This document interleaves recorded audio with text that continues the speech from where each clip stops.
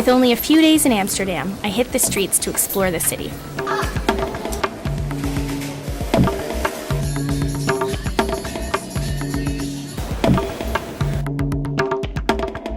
I stumbled on a place I can hardly pronounce. Shane Helig, a squat house turned art gallery right in the middle of commercial Amsterdam.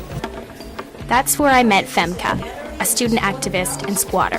Squatting was a new concept for me, so Femke explained. In Holland, it's legal to squat a building when it's empty for a year or longer.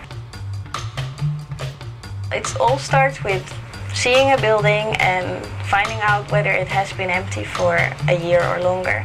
And then you can just break in the door, bring in a table and a bed and a chair. That's the three things you need. You put them in the house, you call the police and you say, hey, I've squatted a place. They come to check it out. It's declared squatted, and then they of course start an investigation to see whether it is actually true that it's been empty for more than a year. And if it is, then you can stay there legal until the owner of the building comes up with another plan. Usually owners are trying to come up with lots of stories why they want to have the squatters out. There's lots of private owners that don't really take care of their property. And so if you squat a place, you can really try to make something nice out of it, like we want to do here, make a gallery, give housing to students. Sure, but is it really just about the free rent? It's a real social movement, the whole squatters movement. It's about people helping each other and, getting together and having a little bit of a non-commercial lifestyle and trying to find a way of living that is, a little bit in the margins of the mainstream. There's a shortage of affordable housing. Many buildings sit empty, so they use the space. Sounds like a great idea. So why do squatters have such a hard time?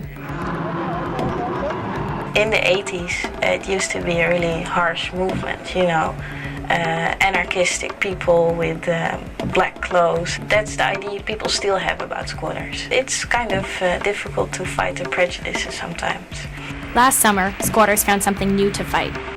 Sure, the warehouse didn't look like much, but it was a popular party venue and a symbol of the squat scene.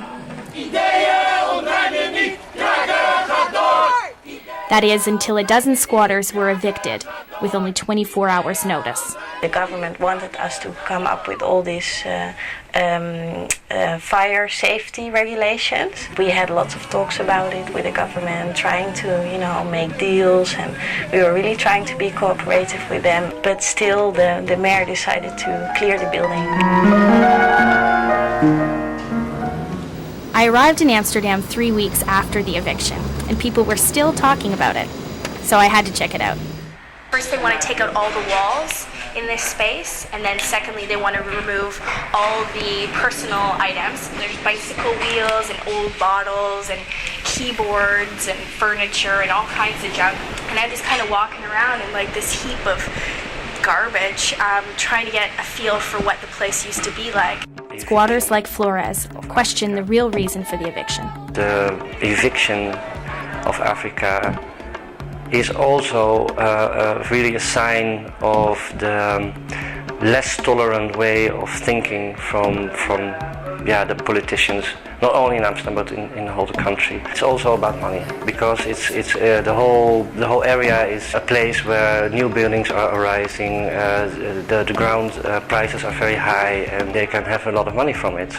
A month after visiting, Femke was evicted. The Shane Helig gallery closed. It's been turned into a cosmetic store.